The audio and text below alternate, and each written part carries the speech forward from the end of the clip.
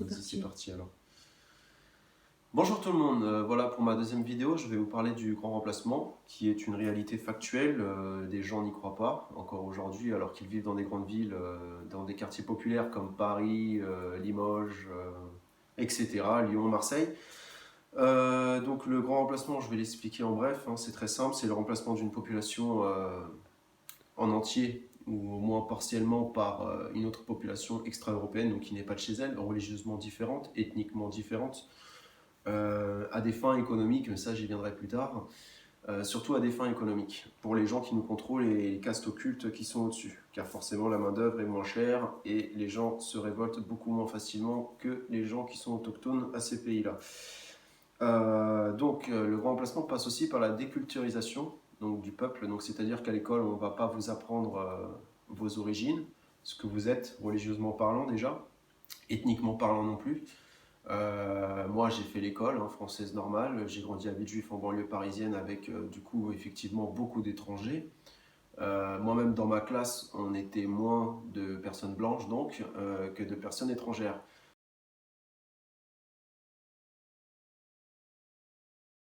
Ce qui semble pour un peuple de chez lui quand même assez étrange. Quand on est enfant, on ne s'en rend pas compte, mais quand on est adulte, effectivement, quand on prend un peu de recul, on se dit que c'est pas normal, c'est pas normal. Surtout que moi là-bas je venais de campagne française où effectivement j'ai grandi jusqu'à mon CP et il n'y avait que des blancs. Donc les campagnes françaises, les zones rurales sont beaucoup moins touchées que les quartiers populaires. Voilà. Donc les grandes agglomérations sont très prisées par le grand remplacement. Ce qui est logique d'ailleurs, parce que c'est là où il y a le plus de travail, où les gens vont effectivement le plus pour avoir du travail. Bref, donc ça passe par la déculturisation comme je le disais. Donc par l'école, l'apprentissage, par exemple de la littérature française qui est inconnue, de l'histoire française qui est inconnue et qui souvent d'ailleurs on crache dessus à l'école, c'est-à-dire qu'on nous apprend qu'on est toujours les méchants, que l'esclavage des Noirs est toujours pratiqué par les Blancs, alors que l'esclavage par exemple des Slaves, donc des Russes, on n'en parle jamais car le mot slave veut dire esclave et ils viennent bien, effectivement ce peuple-là a bien subi l'esclavage, donc ce sont des Blancs, malgré que ce soit des Slaves, donc non européens, mais ce sont nos frères tout de même. Et donc ils ont été réduits en esclavage, excusez-moi, par les Turcs à l'époque des Ottomans. Personne n'en parle, tout le monde s'en fout parce qu'ils sont blancs effectivement. Donc c'est pas grave, ça sert pas les castes d'au-dessus qui veulent nous faire venir des non-européens. À noter quelque chose quand même sur l'immigration qu'on reçoit. Ce n'est pas une immigration blanche, c'est-à-dire qu'on nous parle toujours des guerres en Syrie, on nous parle toujours des guerres au Moyen-Orient, donc plus généralement parlant, ou dans les pays africains noirs, qui souvent d'ailleurs sont des guerres civiles entre eux, qui ne sont pas forcément l'œuvre de la France ou d'autres pays, malgré que la France soit très impliquée en Afrique, et qui est une très grosse erreur. D'ailleurs, pour ma part, je pense que c'est une très grosse erreur. Il faudrait laisser l'Afrique et les Africains régler leurs problèmes tout seuls, sans venir mettre son nez dedans pour des raisons économiques. Bref, donc tout ça pour dire que l'immigration blanche, on la refuse. C'est-à-dire que les Ukrainiens qui demandent des passes pour venir en Europe, des titres de séjour, sont refusés. Alors qu'ils viennent de pays de guerre, qu'ils ont vécu des guerres. Les Serbes, c'est pareil. Voilà, donc le problème, c'est que les castes occultes qui nous contrôlent ne veulent pas d'une immigration blanche, parce qu'elles nous ressemblent et parce qu'elles s'intègrent très bien. Je vais y venir. Donc justement, j'ai noté quelques chiffres. Nous avons en France donc 5 millions d'Italiens donc en 2019 qui sont recensés. 1 700 000 d'Algériens en 2018, donc ils sont recensés. Les Marocains sont 1 146 000 en 2018. Les Tunisiens 668 000, sachant qu'en Tunisie il y a 11 millions de personnes, donc imaginez un peu la partie de la population que ça fait qui est venue chez nous, c'est quand même énorme. Les Sénégalais, les Congolais, les Maliens, donc les gens d'Afrique Nord ne sont pas recensés. Donc c'est assez drôle parce que c'est ceux qui sont le plus ici, ils ne sont pas recensés. Donc on n'a pas de chiffre réel sur vraiment combien ils sont chez nous et le nombre d'enfants qu'ils font par année. Parce que comme vous le savez très bien, je pense si vous êtes un peu éclairé, ils font plus d'enfants que nous, sûrement et souvent, grâce aux aides françaises aussi, qui les aident en premier lieu. Car moi j'ai aussi une femme et un enfant et quand on a fait les demandes pour les aides, on a dû les harceler et j'ai pratiquement dû me battre avec eux au téléphone pour avoir les aides. Alors que les familles africaines qui viennent juste d'arriver ici, on les aide tout de suite. Donc nous, on a dû attendre 6 mois avant d'avoir les aides. Heureusement que j'avais un travail, etc. Sinon, on aurait été vraiment dans la merde. Voilà, donc les Italiens qui sont officiellement 500 millions, 5 millions, pardon, excusez-moi. Les Espagnols, 215 000. Les Portugais, on n'a pas le chiffre défini, mais ils sont beaucoup aussi. Les Polonais, donc, qui sont un peu plus slaves, un peu semblables aux Russes, même s'ils ne sont pas russes, voilà, je ne veux pas énerver les Polonais, vous n'êtes pas russes, hein, vous êtes Polonais. Donc ils sont passés et on est passé effectivement nous aussi, donc de par même mon histoire familiale, par les mêmes cités que l'émigration africaine est passée. Et nous sommes sortis en 2 générations de ces cités, nous sommes maintenant dans des quartiers un peu plus favorisés parce que nos parents ont travaillé tout simplement. Ils se sont intégrés, donc ils n'ont pas eu un rejet de la société française comme le rejet que vivent les Africains ou les populations qui ne sont pas autochtones. Effectivement, c'est logique qu'ils aient un petit rejet, puisqu'ils ne veulent absolument pas s'intégrer. Ils ont une religion qui est étrangère à la nôtre, et souvent, de par cette religion, ils veulent nous imposer un peu leurs mœurs. C'est-à-dire que le code vestimentaire ne leur plaît pas, ce que l'on mange ne leur plaît pas. Voilà, j'en reviendrai plus tard, mais par exemple, le grand remplacement passe aussi par nos cantines. Dans nos écoles. C'est-à-dire que dans les quartiers que j'ai vécu, après même par la suite, mis à part Villejuif, j'ai vécu à Chelles. À Chelles, il y a des écoles primaires où il y a 70% de population musulmane. Et le prénom le plus utilisé dedans est Mohamed. C'est quand même étrange de voir que des parents demandent qu'il y ait du halal à l'école. D'accord? C'est factuel, c'est vrai, ils demandent du halal à l'école. Ce qui n'est pas normal. On enlève nos crèches donc de nos écoles parce qu'on veut plus être chrétien, hein, bien sûr en France ou dans d'autres pays d'ailleurs d'Europe, pas pour citer l'Italie ou l'Espagne ou le Portugal. Mais donc on enlève nos protections chrétiennes contre des gens du coup qui veulent imposer leur religion musulmane un peu partout. Malgré que des musulmans sont très bien, je tiens à le dire, il y a des musulmans qui ne veulent pas imposer leurs mœurs et qui veulent s'intégrer chez nous et qui respectent la religion chrétienne au même titre qu'ils respectent toutes les religions. C'est très bien d'ailleurs. Mais ce n'est pas la grande majorité et ce n'est pas ceux qui, comment pourrais-je dire, qui ont le message le plus virulent. Ce n'est pas ceux qui parlent le plus, quoi. Voilà. Donc l'immigration latine et slave a su s'intégrer et respecter les coutumes du pays, quand même. En 2 générations, donc comme je le dis, ils sont sortis des cités. Alors que l'immigration africaine refuse de s'intégrer et ne s'intègre pas. Elle ne veut pas. D'ailleurs, elle pense toujours qu'elle est victime de racisme, toujours victime de martèlement de notre part, alors que c'est complètement faux. S'ils veulent aller vivre dans un pays où ils seront victimes effectivement de racisme, je les invite à aller vivre en Russie ou à aller vivre en Ukraine, aller vivre dans des pays slaves de l'Est, où ils verront que comment je pourrais dire ça, les actes de racisme qu'ils subiront ne s'arrêteront pas à des regards mal placés ou des choses comme ça. Là, c'est plus physique, c'est plus dangereux et c'est eux et leurs enfants qui sont en danger. Voilà, donc les Français sont très gentils, il faut le savoir.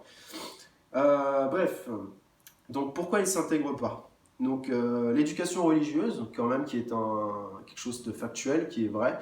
Quand on va voir dans les cités comment les gens vivent, ils vivent comme au bled. Je suis désolé pour l'expression, mais c'est réellement la chose qui est factuelle, qu'on voit effectivement. Donc les enfants, quand ils arrivent à l'école, déjà à l'âge de 6 ans, moi j'ai déjà eu droit à ce genre de discours à 5-6 ans quand j'étais en primaire. Non, plus tard que ça, excusez-moi, en CE1, CE2 quand j'étais en primaire. Si on mange du porc, on va aller en enfer. Donc déjà, des enfants qui ont 7-8 ans vous disent à vos enfants, donc, hein, vous qui êtes chez vous et qui me regardez, que si votre enfant mange du porc, il ira en enfer. Je ne pense pas que c'est le genre de discours que vous voulez que vos enfants entendent, d'accord? Je pense que pour les croyants, l'enfer et le paradis n'a rien à voir avec ce que vous mangez, ni avec comment pourrais-je dire ça, la religion que vous avez, c'est plus par rapport à vos actes et à ce que vous faites dans votre vie, donc. Bref, la volonté des dirigeants qui sont mis en place donc, par des sociétés occultes est vraiment de remplacer notre population religieusement parlant, ethniquement parlant et racialement parlant, il faut le dire, parce qu'aujourd'hui parler de race en France c'est tabou, on n'a pas le droit de parler des races alors que les races existent. C'est comme si on disait que les chiens sont tous de la même race parce qu'ils sont de la race canine. Non, ce sont des chiens, donc ils font partie de l'espèce canine, donc de l'espèce humaine pour nous, mais c'est divisé en plusieurs races, donc 4 pour l'être humain. C'est un fait, c'est factuel, les gens qui refusent de parler des races, pour moi, ne sont pas éclairés. Mais il faut quand même noter qu'il ne faut pas faire de différence sur les races, juger quelqu'un à sa race, mais plutôt à ses paroles et à ses faits, donc à ce qu'il fait dans sa vie. On ne peut pas juger un arabe parce qu'il est arabe et un blanc parce qu'il est blanc. Il y a des blancs qui sont bien pires que les arabes et vice-versa. Le grand emplacement, quel est le but? Le but, c'est simple. Pour contrôler nos populations, il faut la diviser. Il faut que la population ne soit pas unie et qu'elle ne sache plus d'où elle vient, qui elle est, et donc pourquoi elle se bat.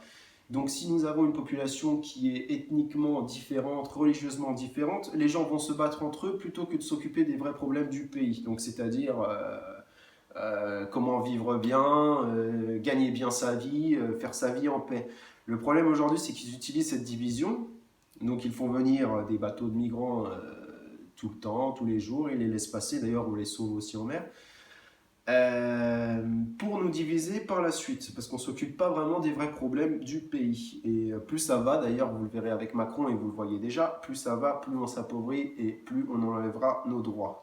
D'ailleurs aujourd'hui on n'a plus le droit de sortir. Voilà, c'est quand même très grave. Alors que même si on mettait des casques, n'importe quoi, des gants et des masques, on pourrait sortir en toute liberté. Je ne vois pas où est le problème puisqu'on est protégé. Voilà. Et que la maladie n'est pas si dangereuse que ça.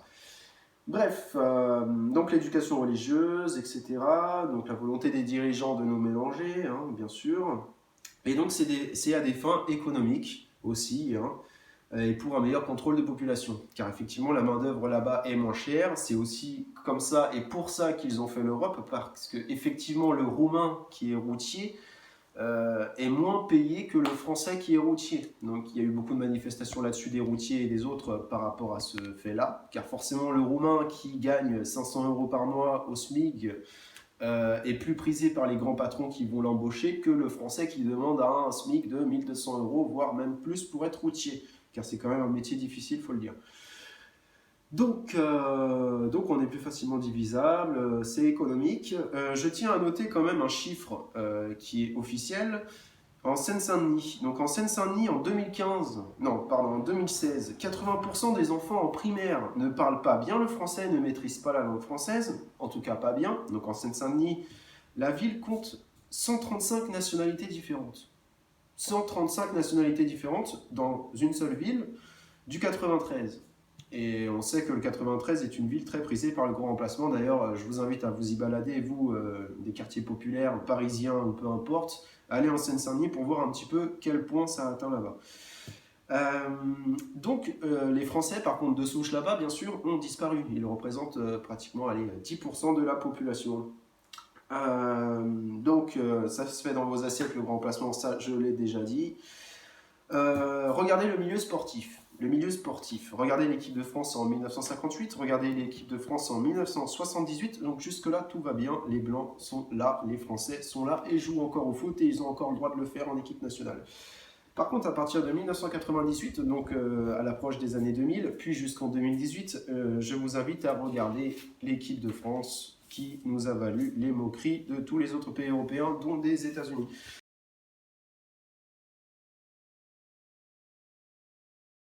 C'est quand même assez grave. Je ne dis pas que c'est grave parce qu'il y a des noirs dedans. S'il y avait un noir, deux ou trois, ce n'est pas un problème, dont un arabe aussi, c'est pas grave. Mais là, il n'y a plus de blancs à croire que les blancs ne savent pas jouer au foot et qu'ils sont incapables de se qualifier pour l'équipe nationale, ce qui est complètement faux. Je prends l'exemple l'Italie ou l'Allemagne, qui avons 4 et 5 coupes du monde. Les blancs jouent très bien au foot et Messi joue très bien au foot et bref, les Espagnols jouent très bien au foot aussi. Bref. Donc, je vais en venir maintenant à autre chose. Donc, le but, c'est quand même d'assassiner l'identité française, donc de nos pays, européennes plus particulièrement.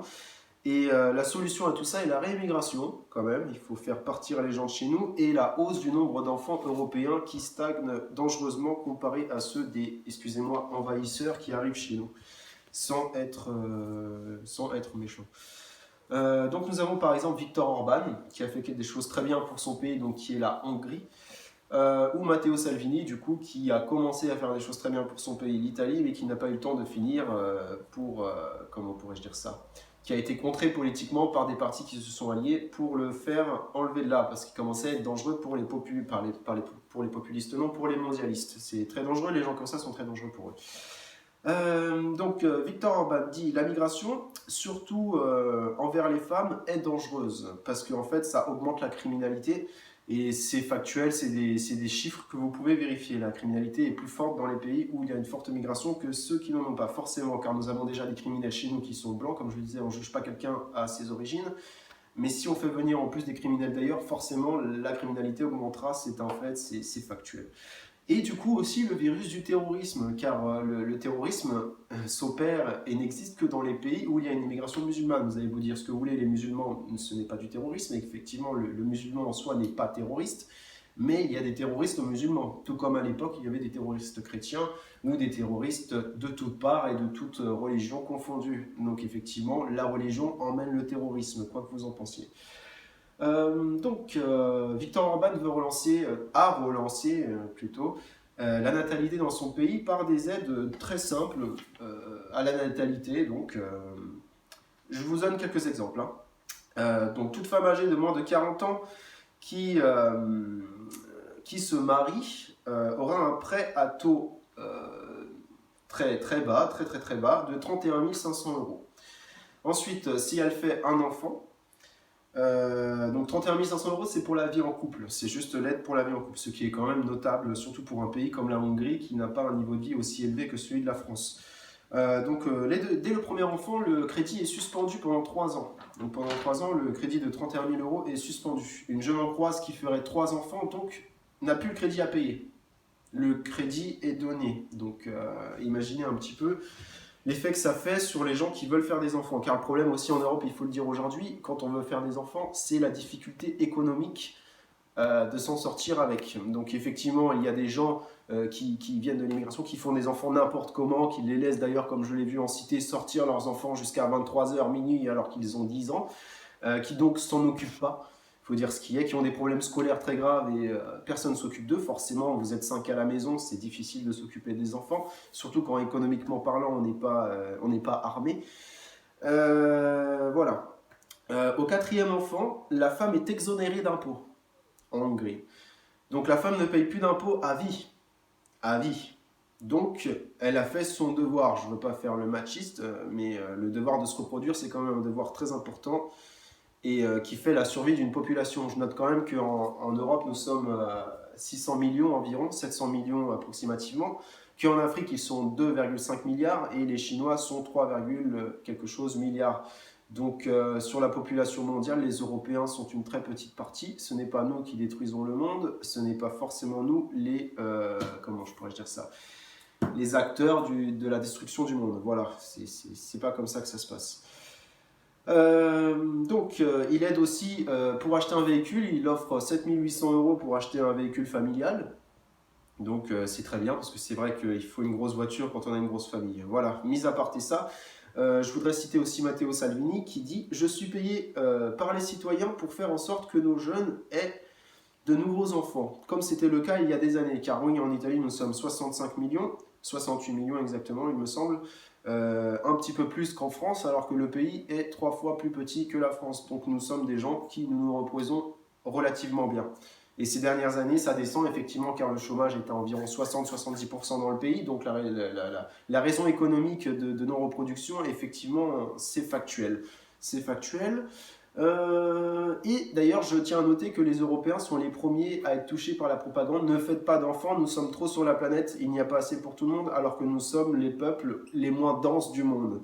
Donc c'est quand même assez grave que les gens qui nous contrôlent viennent nous dire de ne pas faire d'enfants, alors que nous sommes les gens qui sommes le moins dans le monde. Ensuite... il dit donc, comme c'était le cas il y a des années, donc nous faisions beaucoup d'enfants, et non pas pour déraciner, car il faut en parler aussi, déraciner les meilleurs d'Afrique, les meilleurs jeunes africains, car les gens d'Afrique qui viennent sont parfois des gens qui n'ont rien, qui n'ont pas de diplôme, etc. Mais certains viennent parce qu'ils ont des diplômes, des ingénieurs, des médecins, effectivement, même si c'est vrai que je me moque souvent des gens qui disent qu'on reçoit que des médecins, car ce n'est pas vrai. Donc on déracine les meilleurs Africains de là-bas pour les faire venir ici. C'est très grave car là-bas, ils n'ont pas d'hôpitaux comme les nôtres, ils n'ont pas d'ingénieurs comme les nôtres, ils n'ont pas les mêmes routes que nous. Donc ils ont besoin de leur sang, donc de leurs frères, pour construire leur pays. Sinon, ils n'évolueront jamais. Effectivement, ils auront toujours envie de venir chez nous. C'est très grave. Voilà, donc on déracine les jeunes Africains afin qu'ils viennent remplacer les Européens. C'est quand même grave. En Italie, le besoin est de permettre à nos enfants d'avoir des enfants et non pas d'avoir de nouveaux esclaves. Parce que oui, effectivement, ils deviennent esclaves chez nous parce qu'ils sont payés moins que nous. Donc ils sont exploités par le grand patronat. Donc c'est quand même grave, comme le disait Kémy Séba, même si ses discours varient d'une vidéo à l'autre. Et c'est aussi grave parce qu'il ne faut pas retourner sa veste. de nouveaux esclaves pour remplacer les enfants que nous n'avons pas et que nous devons faire du coup. Juste un petit chiffre officiel donc, mais officiel, parce que officieusement, je ne vais pas vous cacher que les chiffres sont bien plus graves que ça. Le nombre officiel de migrants qui sont arrivés en Europe. Donc la source c'est l'UNHCR, je vais vous mettre l'image par la suite.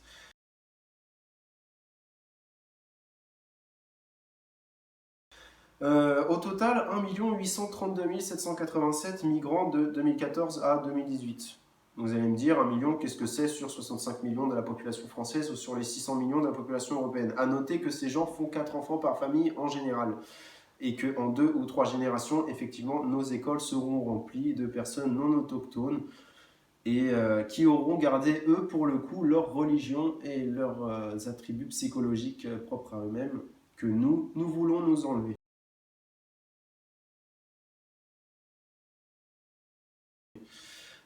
Donc sans compter ceux qui passent outre le contrôle, bien sûr, hein, et aussi le nombre d'enfants ensuite fait, du coup, comme je vous le disais, 4 par famille à peu près. Et surtout sans compter le regroupement familial, car une fois qu'une famille est arrivée, le regroupement familial est légal et n'est pas comptabilisé dans le nombre de migrants arrivés. Donc je vous dis, si par exemple 800 000 personnes des 1 832 000 fait venir sa famille, donc de 8 personnes imaginons, ce qui n'est pas beaucoup d'ailleurs, ça fait bien plus de 3 millions ou 4 millions par an.